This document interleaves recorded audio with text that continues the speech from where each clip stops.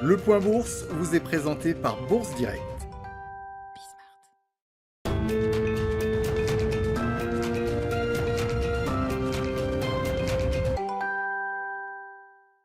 Bonjour à tous, la tendance est à la hausse ce matin à la Bourse de Paris. Les investisseurs voient leurs anticipations de reprise économique confortées par le vote par le Sénat du plan de relance de 1900 milliards de dollars.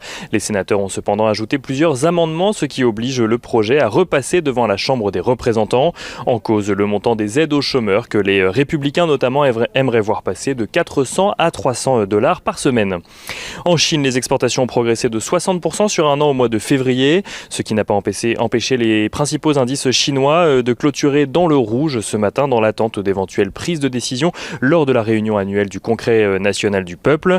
Du côté du pétrole, à présent, le baril de Brent s'échange ce matin au-dessus des 70 dollars, une progression qui s'explique par la décision de l'OPEP de ne pas augmenter sa production au mois d'avril, mais également par l'attaque d'une station pétrolière en Arabie Saoudite par des rebelles yéménites, couplée à la décision de l'Arabie Saoudite toujours de diminuer sa production de son côté au mois d'avril.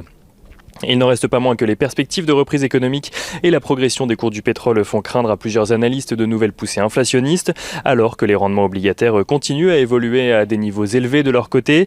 Le taux à 10 ans américain est ce matin aux alentours des 1,59%.